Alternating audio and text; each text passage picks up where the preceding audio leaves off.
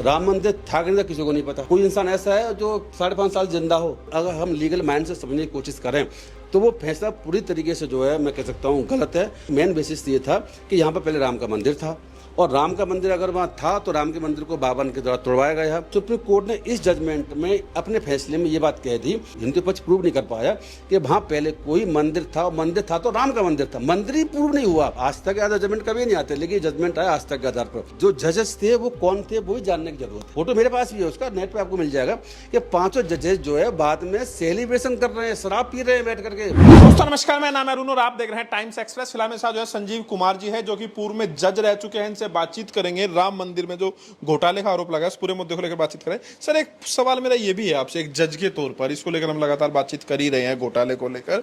ये जो फैसला जब ये आया था इसको लेकर तब भी सवाल उठे थे, तो आप इस फैसले को लेकर क्या देखते हैं? जो राम मंदिर के कंस्ट्रक्शन का जो फैसला था और फिर राम मंदिर बना, इस पूरे फैसले पर आपकी क्या राय एक जज के तौर पर? हाँ, मैंने वो फैसला बहुत कुछ पढ़ा है। उससे पहले जो अयोध्या का फैसला आया था 3 जजों का, वो भी मैंने मेन पार्ट उसके पढ़े थे। बहुत बड़ा फैसला था वो। इसके मैंने बहुत सारे पार्ट पढ़े हुए हैं, बहुत सारे पोर्शन में देखा हुआ पढ़ा हुआ है। जहाँ तक मैं समझ पा रहा हूँ फैसला पूरी तरीके से हमारे जो लीगल प्रिंसिपल्स हैं, एविडेंस के जो भी नियम है हमारे एविडेंस एक्ट, बाकी और कैसी चीज़ों को प्रूव किया जाता है उसके पूरी तरीके से अगेंस्ट है। और चर्चा तो ये भी है कि ये फैसला शायद जो है पता नहीं कहाँ से लिख के आया हो, मैं उस पर नहीं जाऊँगा, बहुत सारी चीज़ें हैं। लेकिन जो फैसले को अगर हम लीगल माइंड से समझने की कोशिश करें तो वो फैसला पूरी तरीके से जो है मैं कह सकता हूँ गलत है। आप एक बात बताएं मुझे कि जो मेन बेसिस था उनका, मैं दोबारा बताता हूँ आपको, मेन बेसिस ये था कि यहाँ पर पहले राम का मंदिर था और राम का मंदिर अगर वहाँ था तो राम के मंदिर को बावन के द्वारा तोड़वाया गया और उसके बाद मस्जिद बनाई गई। जब सुप्रीम कोर्ट ने इस जजमेंट में अपने फैसले में ये बात कह दी कि ऐसा कोई सबूत ही नहीं मिला, हम लोगों को प्रूव नहीं कर पाया, हिंदू पक्ष प्रूव नहीं कर पाया कि वहाँ पहले कोई मंदिर था, मंदिर था तो राम का मंदिर था, मंदिर ही प्रूव नहीं हुआ।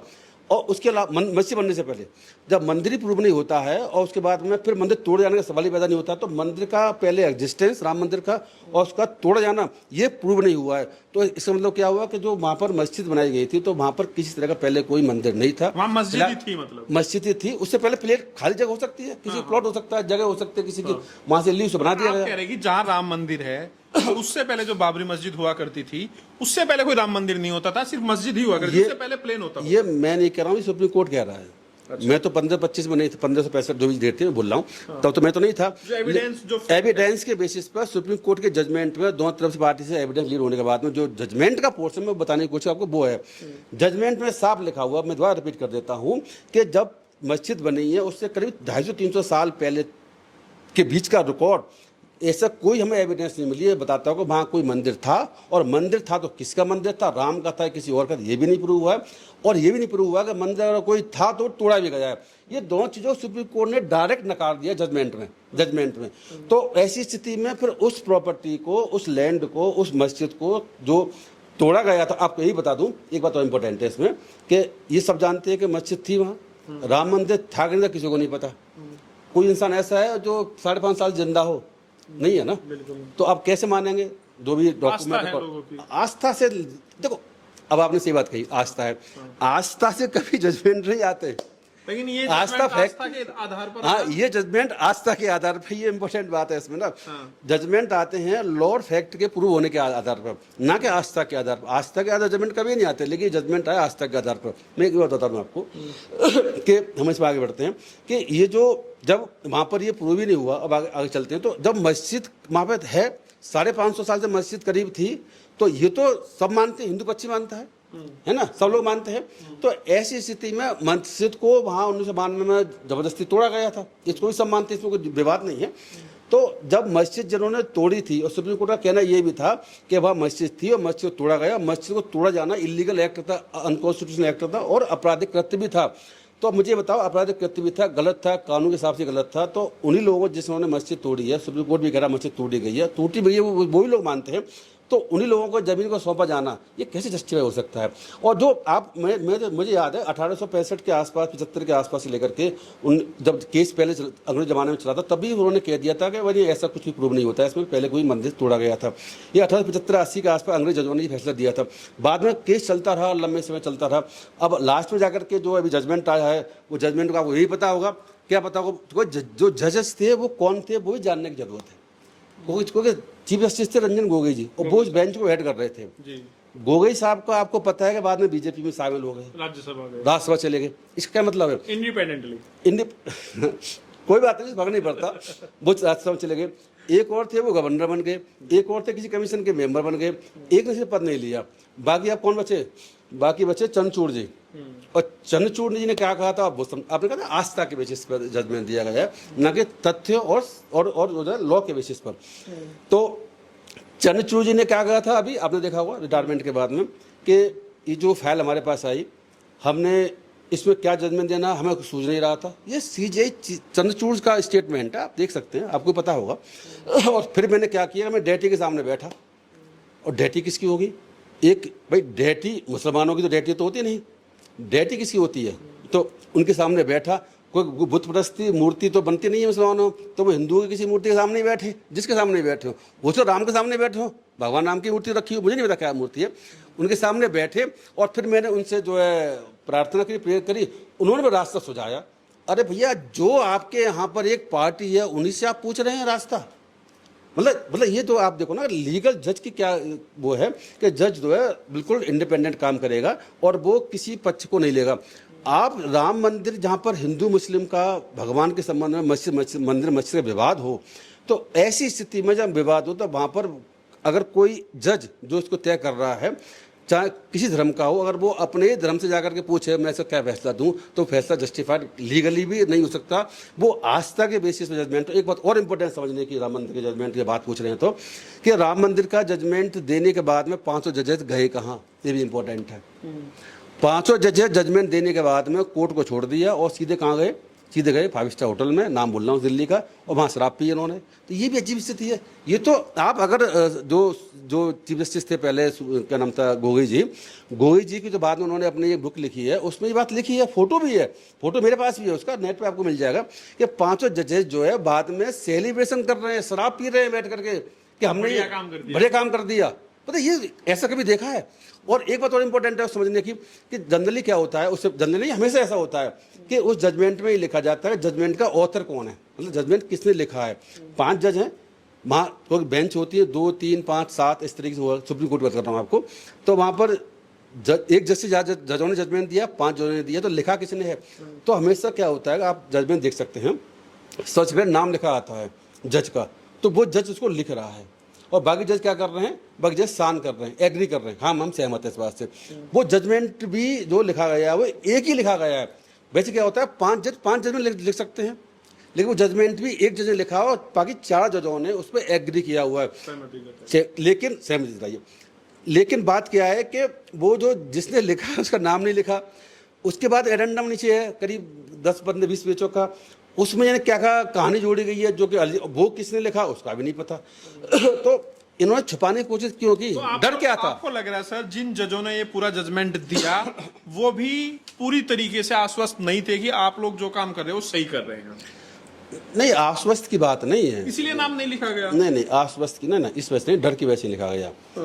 डर की वजह से नहीं लिखा गया कि उन्हें भी ऐसा लगता था, मुझे लगता है गलत कर रहे हैं, आगे चल के ऐसा ना हो जजमेंट ही पलटा जाए, आगे चल के कभी 10 में 20 में 50 में 100 साल में ऐसा जजमेंट पलटा जाए, और पलटा जाए तो किसने लिखा था उस जज की।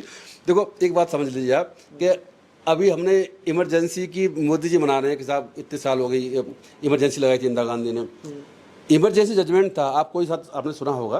तो वो जजमेंट जो है सबसे खतरनाक जजमेंट था, वो एडीएम जबलपुर वाला। उस जजमेंट को, जिसमें कि हमारे फंडामेंटल राइट में आर्टिकल 21 के जान किसी की भी ले सकते हैं सरकार, वो सुनने कह दिया गया, उसमें ही फंडामेंटल राइट आपका सस्पेंड हो जाता है, आर्टिकल 21। तो वो एडीएम जबलपुर का जजमेंट जो था 1975 में इमरजेंसी के अंदर लगाने के बाद आया था, उसमें एक जज कौन थे? इस चंद्रचूड़ साहब थे, उनके पिताजी थे। अब वो जजमेंट गलत था, बाद में उसमें हाईकोर्ट मचा, जजमेंट बाद में फिर जो है उसको पलटा गया और गलत बताया गया। किसने गलत बताया? इनके बेटे ने, इस चंद्रचूड़ ने।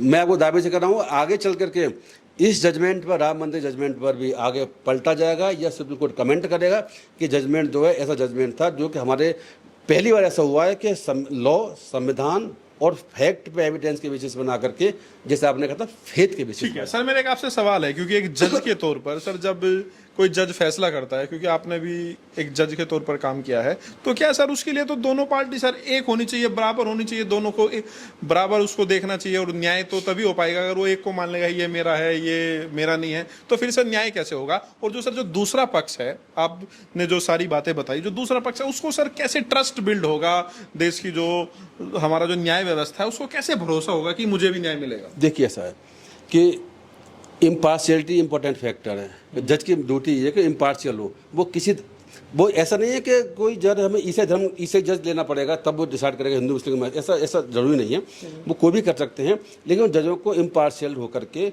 और अपने आस्था को, अपने विचारों को, आइडियोलॉजी को रखो अपने जेब में, संविधान कानून और फैक्ट जो प्रूव कर रहे हैं उसके हिस्से में जजमेंट देना चाहिए। लेकिन ये जजमेंट ऐसा हुआ नहीं है, आपने जैसे कहा ना तो लोग फिर कैसे विश्वास करेंगे। अब विश्वास लोगों को बचा राम मंदिर का जजमेंट, उससे पहले की जजमेंट, उसके बाद के जजमेंट जितने भी आ रहे हैं वो जजमेंट ये दिखाते हैं कि जनता को विश्वास न्यायपालिका पर नहीं बचा है।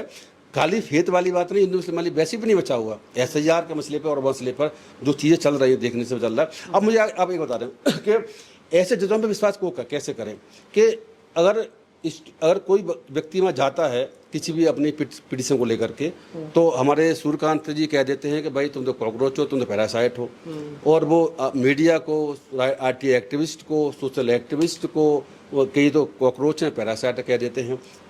अब वहाँ पर अगर इसके अलावा कोई RTI एक्टिविस्ट जाता है तो RTI एक्टिविस्ट से कह देते हैं कि आप लोग तो जो है इस तरीके से अड़ंगा लाने की कोशिश करते हैं और आप लोग तो धंधा बना लिया है ये एक्सटॉर्शन करने का, तो RTI को नकार देते हैं। कोई पर्यावरणवादी जाता है, पर्यावरण के मुद्दों को लेकर के आप तो हर प्रोजेक्ट में अड़ंगा लाने की कोशिश करते हैं, आप विकास विरोधी हैं। तो जो भी जैसे भी मजदूर जा रहे हैं तो क्या कहने, आप लोग तो एक संगठन वाले थे और फैक्ट्री को चल नहीं देते। ये CJ सूर्यकांत और बाकी जजों की ये अप्रोच है। और सबसे बड़ी बात क्या है कि 27 लाख वोट कट के तो क्या हो गया, बाद में दे लेना। तो ऐसे जजेज की आप सोच होगी, आप इनको तो पहले ऐसा नहीं होता था, नहीं ऐसा नहीं बोलते थे, लेकिन इस तरह के विचार नहीं रखते थे वो जो अब देखने को मिल रहा है। और इससे पहले की जजों ने भी विचार रखे, ऐसा नहीं है खाली सूर्यकांत जी नहीं कर, उससे पहले भी कर रहे थे, वो भी गलत बताए जाते थे। ऐसे कई बार ऐसा हुआ है, तो उन पर जो कमेंट आए हैं वो लोगों ने विरोध भी किया है। लेकिन इन्होंने जो खास तौर से जो ये जो 5-7 बातें सूर्यकांत जी की, ज्यादा थी, लोक लाज थी और वो जजेज जो है कम बोलते थे। उसके अलावा ये कि जो बोल रहे हैं तो वो संविधान को ध्यान रखते हुए बोल रहे हैं। अब संविधान की तो परवाह कोई कर ही नहीं रहा। संविधान को अगर खत्म होने में सबसे ज्यादा योगदान किसी का होगा तो वो होगा सुप्रीम कोर्ट का। तो supreme court is the custodian guardian of the constitution. तो सुप्रीम कोर्ट ऑफ गार्जियन है, सुप्रीम कोर्ट को बैठ फॉरवर्ड संविधान देता है। लास्ट में आप ही के पास सभी को जाना है। सरकार तो हमेशा गड़बड़ करती रही है, संविधान को ना मानना वो तो सरकार के अपने हाथ में है।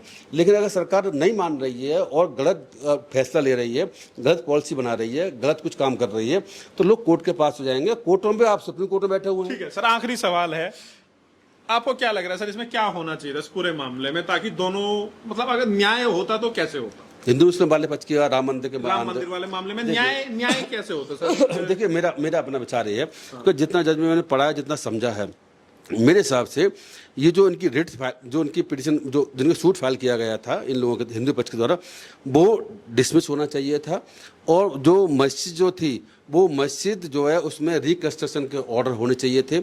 और जिन लोगों ने मस्जिद तोड़ी गई थी जिसमें कि बहुत से शामिल थे, वो सब बरी हो गया, पता है, वो सब बरी हो चुके हैं।